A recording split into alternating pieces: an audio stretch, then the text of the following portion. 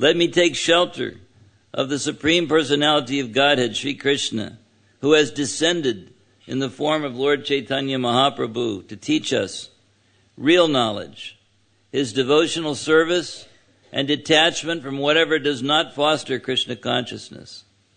He has descended because he is an ocean of transcendental mercy. Let me surrender unto his lotus feet. So, of course, I'm a very dull person, but when you read this verse, I think you sort of get a hint or a glimmer that this was something that was stated in a state of transcendental ecstasy.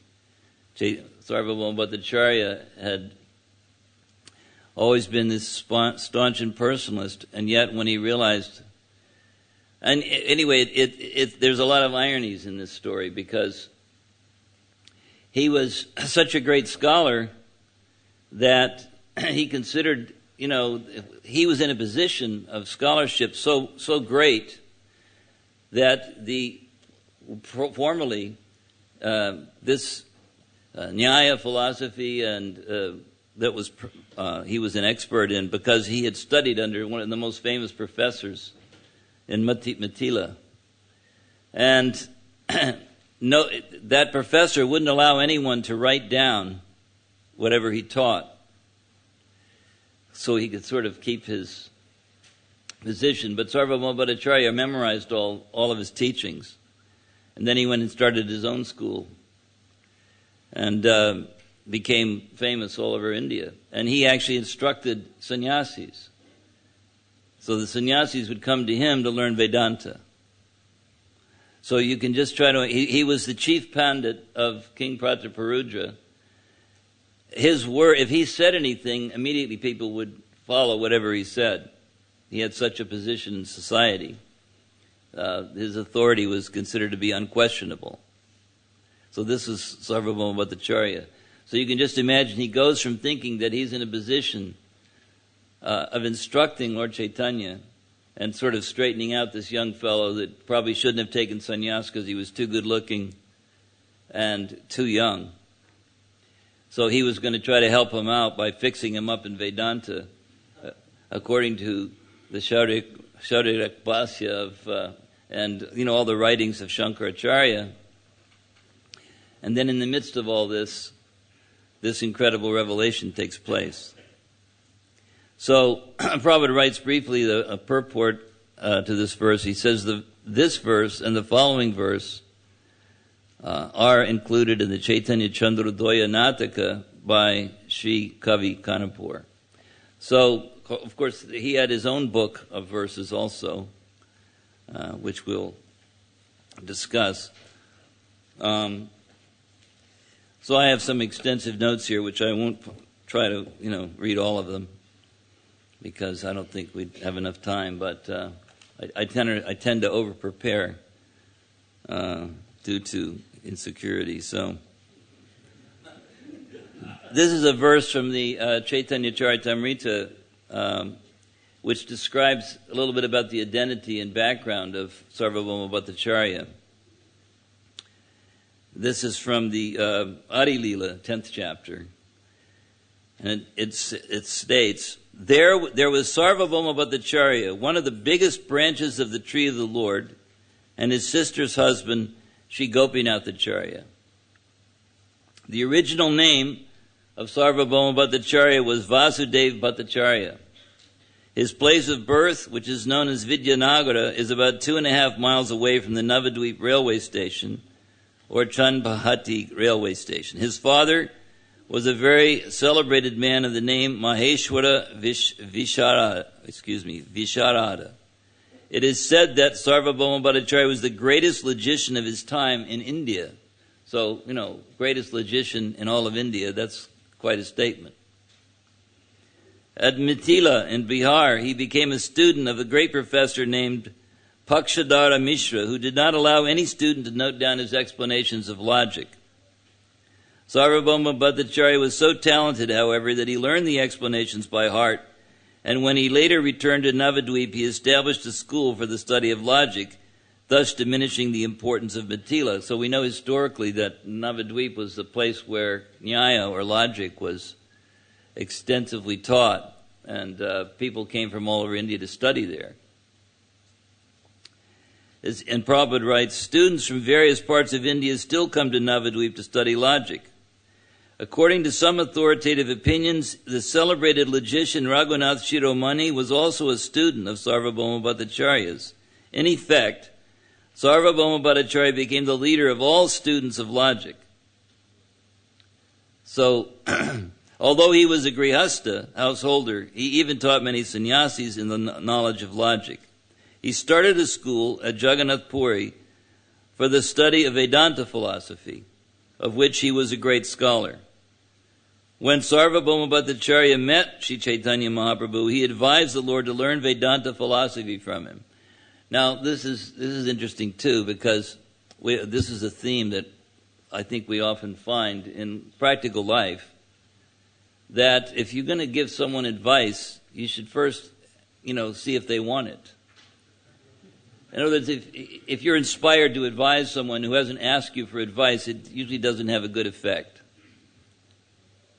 I don't know if that's your practice, at least that's my practical experience. If you start advising someone as to what they should do with their lives, who hasn't asked you for that advice, it's a little, sometimes the result is not very good. So, which is part of the lesson that comes out of this pastime. It comes out very favorably for Sarvabhauma Bhattacharya due to the mercy of Sri Chaitanya Mahaprabhu. And Sri Chaitanya Mahaprabhu treated him with great respect as an elder. And even there was a family connection, because the father of Sarvabhauma Bhattacharya and the grandfather of Lord Chaitanya were classmates. So once he discovered this connection, he developed a very paternal feeling towards Lord Chaitanya. But he thought, I'm in the position of an elder, a superior, this young sannyasi, I should help him out. Now, don't get me wrong, in terms of etiquette, his behavior was impeccable, as we'll see in the various pastimes that we're going to hear. But still, he thought of himself as being in a very superior position, in a position to help guide this very young sannyasi. So, Sarvabhauma Bhattacharya was so fortunate as to see the six-armed form of Lord Chaitanya known as Shadbhuja. A Shadbhuja deity is still situated at one end of the Jagannath temple. Daily Sankirtan performances take place in this part of the temple. The meeting of Sarvabhauma Bhattacharya with Lord Chaitanya is vividly described in Madhya Lila chapter 6. He wrote a book of 100 verses named Chaitanya Shataka or Sushloka Shataka. Two other verses he wrote, beginning with the words Vairagya Vijana Nija Bhakti Yoga, which is the one on the board here, and Kalan Ashtang Bhakti Yogam Nijang Yaha, are very famous among Gaudiya Vaishnavas. The Gaura Gunadishtipika states that Sarvabhauma Bhattacharya was an incarnation of Brihaspati. So this is the spiritual master of the Devas. So he was quite an extraordinary personality, descended from the higher planets. Gopinath Acharya, who belonged to a respectable Brahmana family, was also an inhabitant of Navadvip and a constant companion of the Lord. He was the husband of Sarvabhauma Bhattacharya's sister. So they had quite an intimate relationship, and it describes in one place that their relationship was kind of interesting because it consisted of Gopinath Acharya, they probably used the word blaspheming him. In other words, he would heavily criticize him, joke with him, and preach to him. But Sarvabhauma Bhattacharya they always discussed everything in terms of the revealed scriptures, so they never became offended with each other. But Sarvabhauma Bhattacharya was so confident that he didn't really take Gopinath Acharya's instructions entirely seriously. So that will also come out. So that's the little description of the history, or you could say the background of Sarvabhauma Bhattacharya. Now, when Lord Caitanya first arrived in Puri, you know that he went to see the Lord Jagannath. And practically as soon as he entered the temple, he became overwhelmed with ecstasy. And he fell down on the ground and was unconscious. So it's described that the custodians of the temple, they didn't know what to do. They had never experienced anything quite like this before. In fact, all of his life symptoms seemed to be absent, so they weren't quite sure whether he was living or dead. But Sarvabhauma Bhattacharya, because he was such a learned person, a scholarly person, he could understand that this was not an ordinary thing. His state of ecstasy, his being unconscious, having had the darshan of the Lord, he said this was extraordinary. And so, it says he could understand that such a transcendental trance was only rarely exhibited, and only then by the topmost devotees who were already on the transcendental plane, in complete forgetfulness of material existence. So he had that much insight. He could understand this is a great personality. This is not an ordinary thing, this fainting or becoming unconscious in the presence of the Lord. So he asked that Lord Caitanya be transferred to his home because he wanted to examine him to see if his analysis is correct.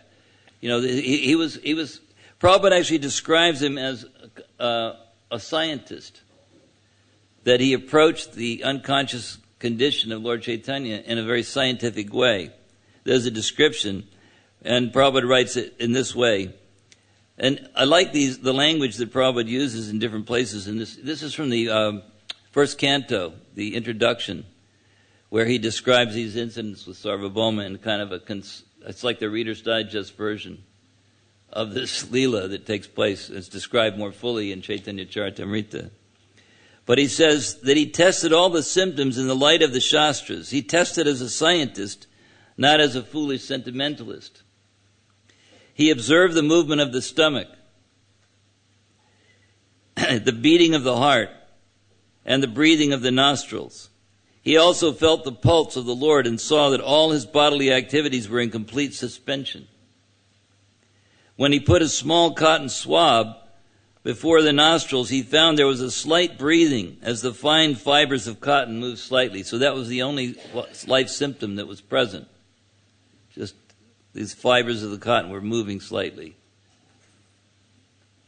Thus he came to know that the Lord's unconscious trance was genuine, and he began to treat him in the prescribed fashion. Well, Prabhupada doesn't elaborate on what that prescribed fashion was, but whatever it wasn't effective. Lord Caitanya was completely unaffected by his ministrations. So, he didn't know that there was a special treatment required. In Chaitanya Charitamrita, actually there's a description of these symptoms. This is from the sixth chapter of Madhya Lila. It says that upon seeing the sign of Sudipta Sattvika, Sarvabhauma Bhattacharya could immediately understand the transcendental ecstatic transformation in the body of Lord Chaitanya Mahaprabhu. Such a sign takes place only in the bodies of eternally liberated devotees. So he immediately understood, because he was a very learned person.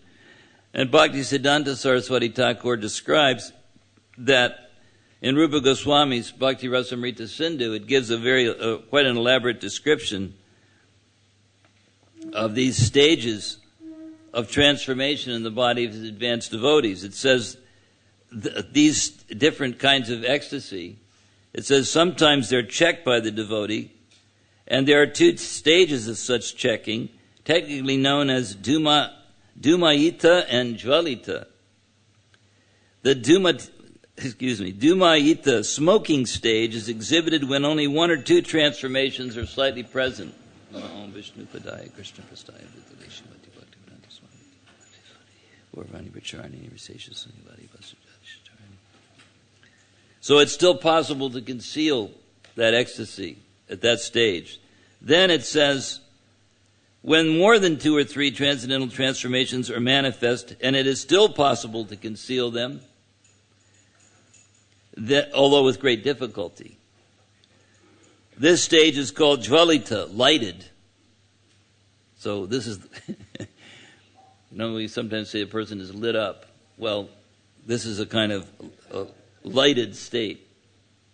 When 4 or 5 symptoms are exhibited, the dipta, blazing stage, has been reached.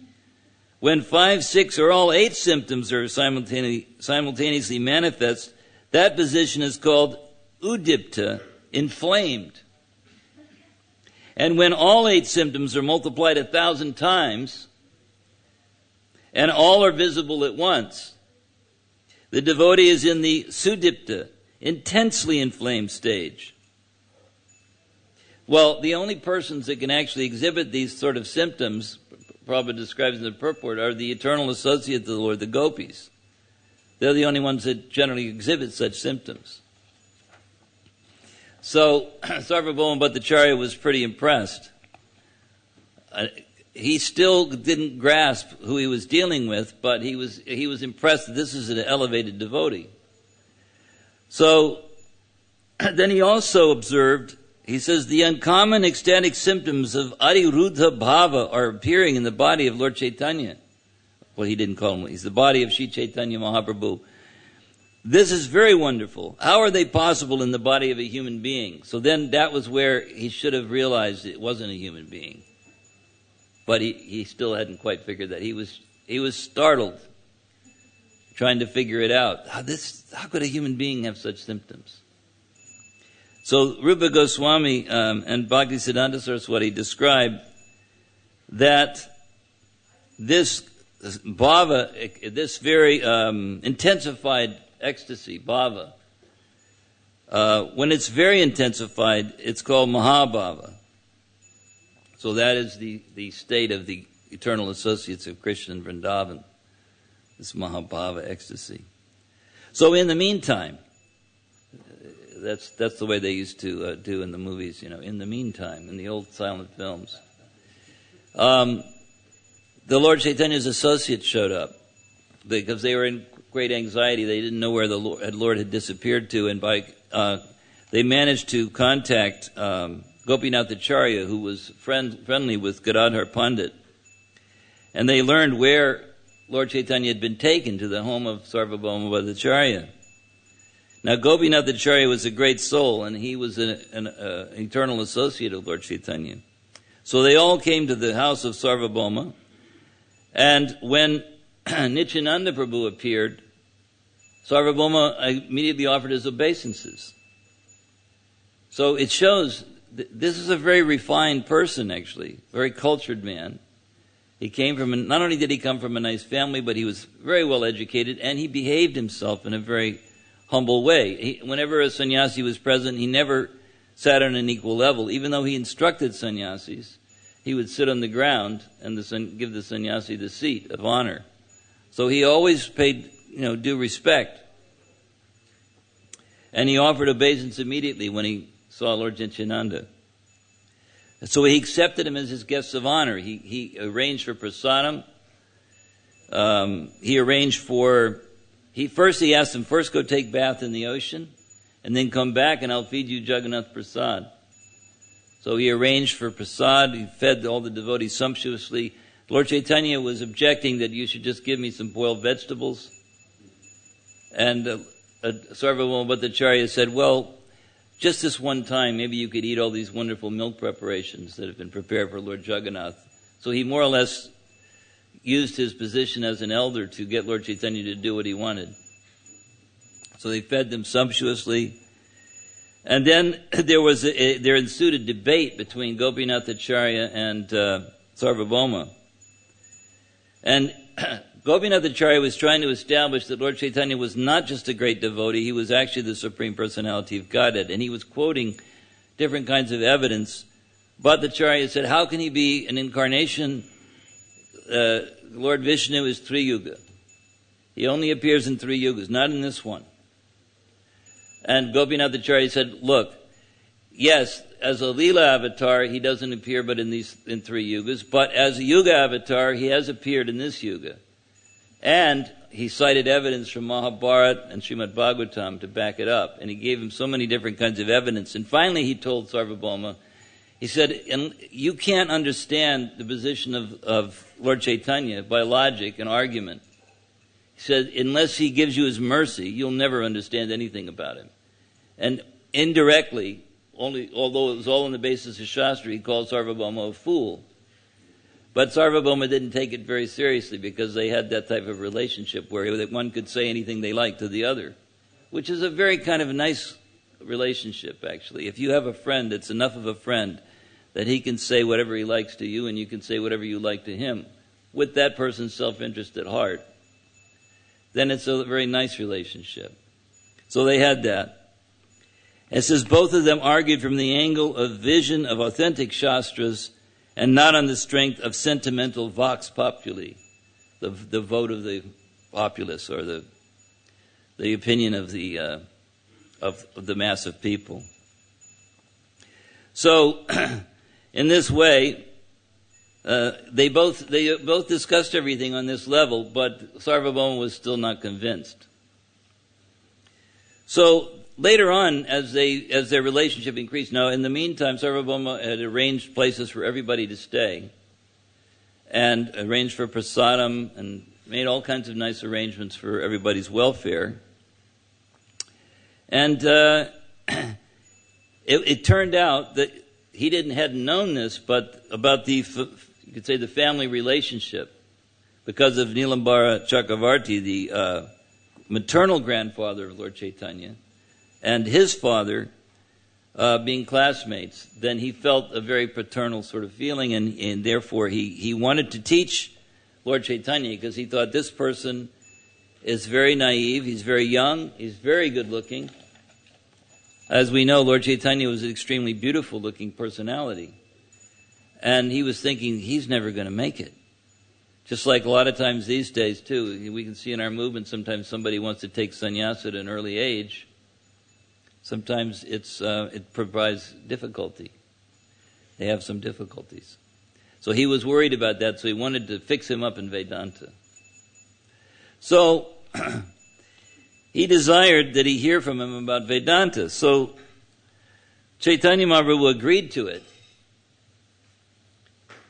Very humbly. He said, I accept you as my, like my father, like my elder, so whatever you say, I should do that. So for 7 days, he spoke to Lord Caitanya. And Lord Caitanya didn't utter a word. He just sat and listened. And so, when he asked Lord Caitanya, why aren't you saying anything? What is the meaning of this? I've been instructing you on Vedanta continuously for 7 days. You haven't uttered a single question, you haven't said a word. Do you not understand what I've been saying? And Lord Caitanya said, well, actually, these shlokas from Vedanta Sutra are perfectly clear. He said, but your explanations, I can't make anything out of them. They don't make any sense to me. So Bhattacharya wanted to know, well, what's your explanation? Now you see, now we come to that point. Lord Caitanya didn't say anything to him until he was asked. He didn't attempt to instruct Sarvabhauma Bhattacharya. Unlike Sarvabhauma Bhattacharya, Sarvabhauma Bhattacharya was instructing even without, being asked to. He gave his assent, but it was he wanted to teach him, and Lord Chaitanya said, whatever you like. But now Sarvabhauma is saying, well, what's your idea? Well, that opened the door. So the Lord, it actually, in Prabhupada's writing here, he refers to Shankaracharya as a popular Vedantist. So he was the popular Vedantist of the time. The taking of sannyas, all the etiquette of sannyas was pretty much promulgated by the impersonalist school. Lord Chaitanya's initial response was, my dear sir, I can understand the meaning of the sutras like Janmadhyasya Yataha, Shastra Yonitvat, and Atato Brahmagigyasa of the Vedanta Sutra. But when you explain them in your own way, it becomes difficult for me to follow them. The purpose of the Shastras is already explained in them, but your explanations are covering them with something else. You do not purposely take the direct meaning of the sutras, but indirectly give your own interpretations. So, he says, Srila Vyasadeva has summarized the direct meaning of the mantras in the Upanishads in the Vedanta Sutra. Unfortunately, you do not take their direct meaning. The authority of the Vedas is unchallengeable and stands without any question of doubt, and whatever is stated in the Vedas must be accepted completely, otherwise one challenges the authority of the Vedas. Now, there's quite a lengthy philosophical exchange that takes place here, where Lord Caitanya, in very simple terms, at least the way Prabhupada's presented it, I mean, obviously, to put in a perfect and complete defeat of Mayavad philosophy, as we see in the Adi Leela of Chaitanya Charitamrita, it's a very extensive philosophical exposition. But the way Prabhupada summarizes it here in the first canto, if anybody says, well, I can't understand all these arguments, just go to that first canto explanation. There's not really enough time here to read it, but Lord Chaitanya completely defeats. And actually, Sarvabhauma came back with so many arguments. The argumentation went on for some time. So then, as this was going on, Lord Chaitanya revealed something that Sarvabhauma Bhattacharya was not aware of. I mean, there were many things he was telling him that he wasn't aware of. But then, the thing that really stopped him cold is that he said that Shankaracharya actually admits in the Padma Purana that he's come to this world, Lord Shiva, who is actually the personality that Shankaracharya descended, Lord Shiva himself descended to propagate a philosophy of covered Buddhism. And he actually cited several verses proving this. So that really stunned him. He didn't know what to say. It says the Bhattacharya was struck with wonder and awe and regarded him in dead silence. He just became speechless, which apparently for him was a fairly extraordinary event. That he couldn't speak. He'd heard philosophy that he'd never heard before. Every single point of whatever he'd been propagating for many years had been smashed. I mean, in a nice way. Lord Chaitanya was very elegant in his presentation.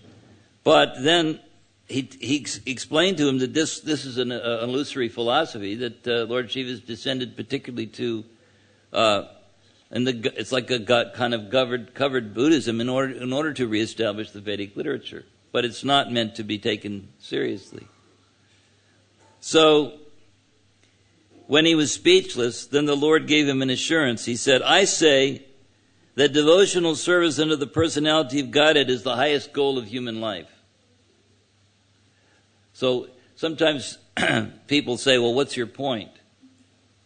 You know, you have a whole series of arguments, and they're not quite sure what to say next, and so then they basically say, well, what's your point? Just like one time, Prabhupada was giving a talk, and someone from the audience challenged that I don't think that you can well, at first he challenged that you say that Krishna is God, but this is just some sentiment. I want to hear logic. So then for the next part of his answer, Prabhupada used logic to establish that Krishna was the Supreme Personality of Godhead. He gave a very logical argument, establishing him as divinity. So then the man was a little flummoxed, and he said, well, I don't think you can prove everything by logic.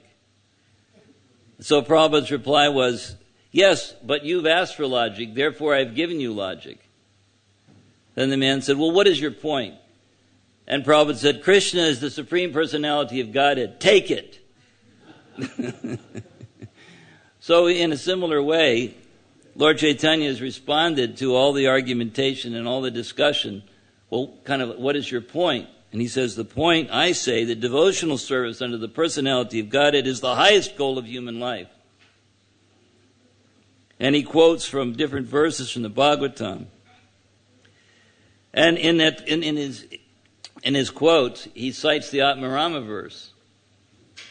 So this famous verse, which is described in the first canto of the Bhagavatam, 7th chapter, very beautiful verse. And Sarvabhauma wanted to hear what Lord Chaitanya had to say about this verse. By this time, he was completely fascinated by this sannyasi who, if you'll forgive the expression, had completely blown his mind. And so he said, well, why don't you give, Lord Chaitanya said to him, why don't you give your explanation first? So Sarvabhauma immediately, on the spot, he gave 9 different explanations. He explained the shloka in 9 different ways. And Lord Chaitanya glorified him. He said that there's no scholar like you in all the world. So then Sarvabhauma said, well, now, how about if you explain it? So Lord Chaitanya explained it in 64 different ways. So you can just imagine, that was the stretch, that was the limit of his capacity to explain the verse, Sarvabhauma Bhattacharya's capacity. To the furthest extent he could possibly handle it, he gave his explanation. And Lord Chaitanya glorified him for his explanation. And then Lord Chaitanya turned around and gave 64 explanations. So when he heard that, he was convinced, and this is the way Prabhupada describes it, Bhattacharya was convinced that such a scholarly presentation is impossible for an earthly creature. Calls him an earthly creature. So in other words, he was not human. I mean, of course, that could sound like an insult, I suppose, say someone's not human, but it means that he recognized this is some kind of extraordinarily divine being. And so he was so stunned. And then he started to realize, I've committed an offense.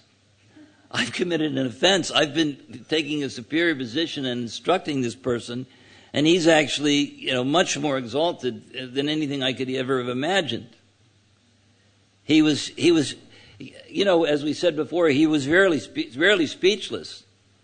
Here was this great, great scholar who had never been defeated by anybody, who was an expert in Nyaya, an expert in Vedanta.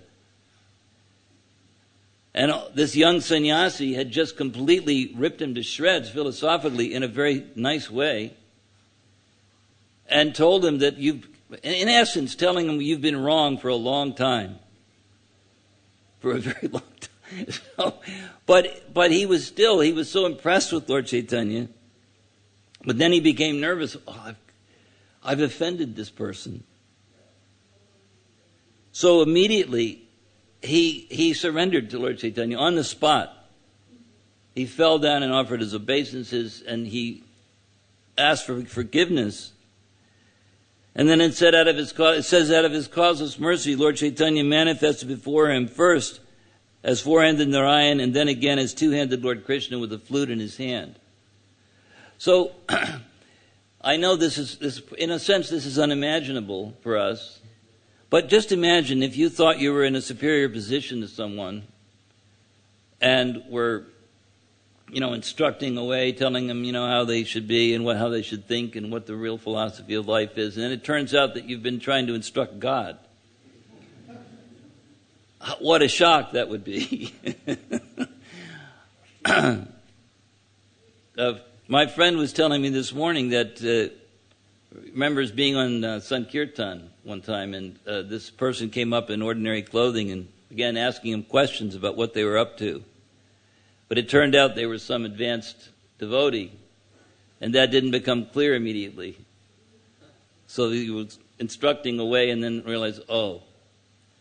So this, of course, is a much more shocking event, just trying to imagine that you're instructing God, and then God reveals himself in a very merciful way.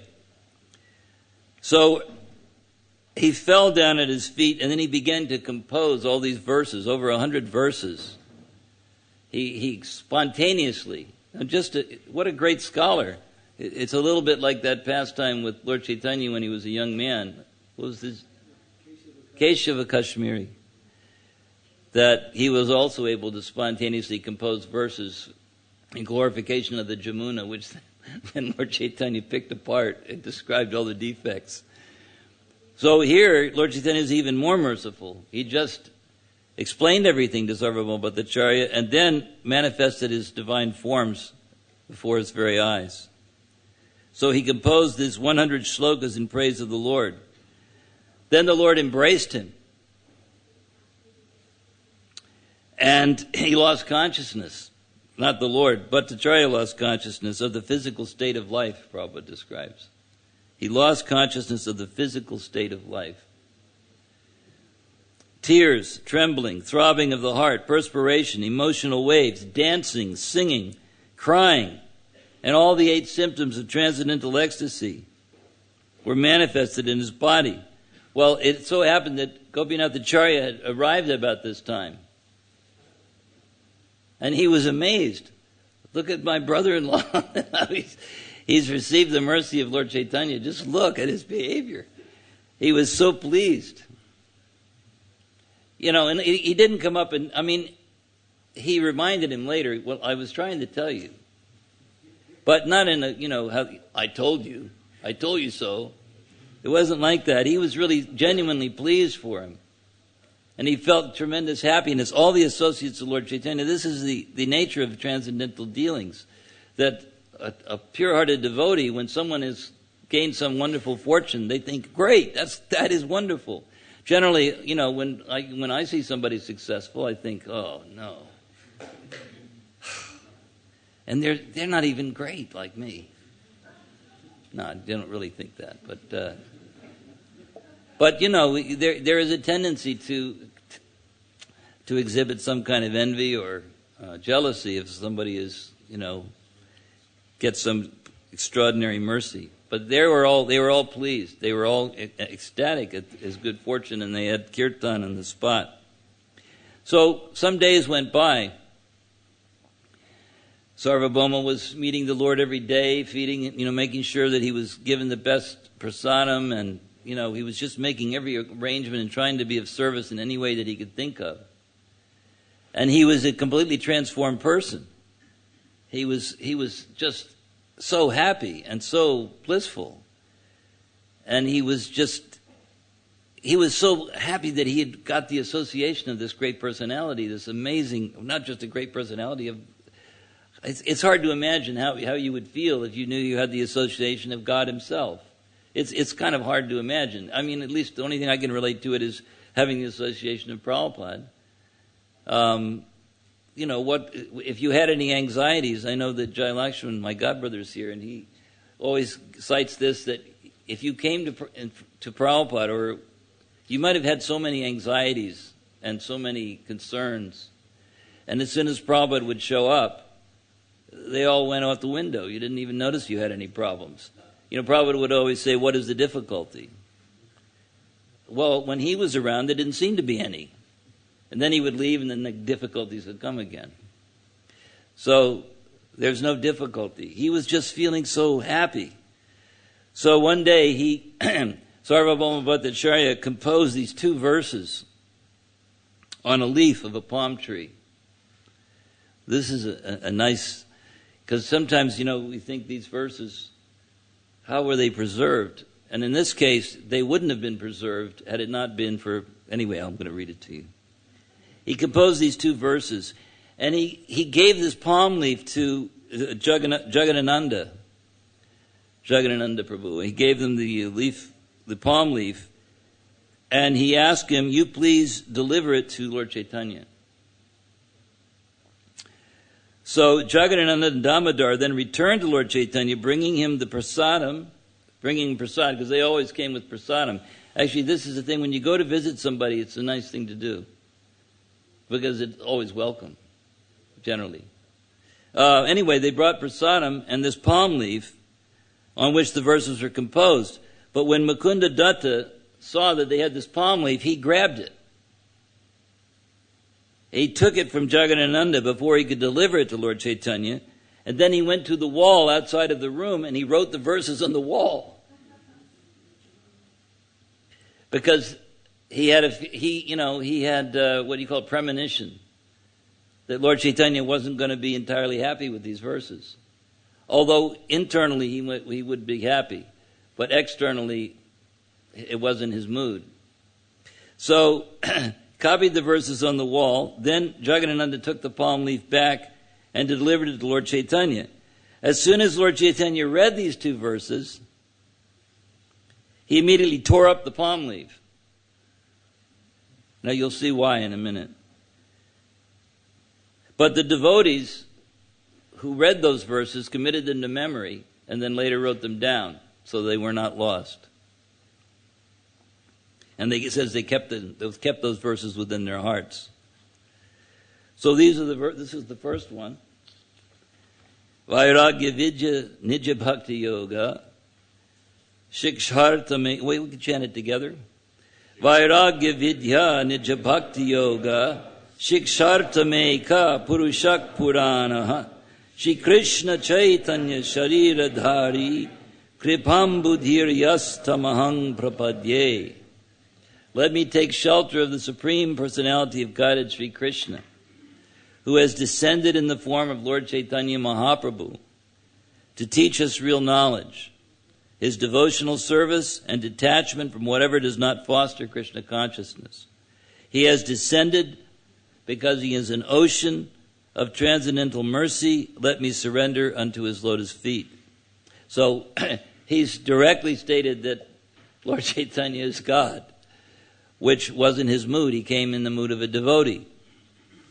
So then the next verse, Kalan Nashtang Bhakti Yogam Nijam Yaha Pradush Kartum Krishna Chaitanya Nama Avir Bhutas Tasya Padhara Vinde Gadam Gadang Liyatang Chitta Bringaha. Let my consciousness, which is like a honeybee, take shelter of the lotus feet of the Supreme Personality of Godhead, who has just now appeared as Sri Krishna Chaitanya Mahaprabhu to teach the ancient system of devotional service to himself. So you can see that would probably irritate Lord Chaitanya also. It's kind of like revealing something that he didn't particularly want to be revealed. He wanted to teach as a devotee of Krishna. So this system had almost been lost due to the influence of time. So Prabhupada writes a purport. He says, he quotes the verse from Bhagavad Gita, Yada Yada Hi Dharmasya. Whenever and wherever there is a decline in religious practice, O descendant of Bharata, and a predominant rise of irreligion, at that time I descend myself. So Prabhupada writes, this is also the case with Chaitanya Mahaprabhu's appearance. Sri Chaitanya Mahaprabhu appeared in the world as a disguised incarnation of Krishna. But his appearance is confirmed in Srimad Bhagavatam, the Mahabharata, and other Vedic scriptures. He appeared in order to teach the fallen souls in this material world, for in this age of Kali, almost everyone has become attached to fruitive and ritualistic activities and mental speculation. Consequently, there was a great need to revive the system of devotional service. The Lord himself personally came down disguised as a devotee so that all the fallen populace might take advantage of the Lord's example. At the conclusion of the Bhagavad Gita, now this is an important point, Krishna talks about complete surrender to himself. That's at the concluding chapter of Bhagavad Gita, as you know. And he promises complete protection. So he says, you just surrender to me and I'll give you all protection. He even says how to be a devotee, manmana bhava mad bhakto, and so forth. He explains. But he says, Prabhupada writes, but unfortunately people are so fallen that they cannot accept the instructions of Lord Krishna.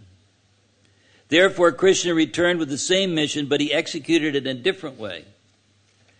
As Lord Sri Krishna, the personality of Godhead, he ordered us to surrender unto himself. But as Lord Sri Chaitanya Mahaprabhu, He taught us how to surrender to Krishna.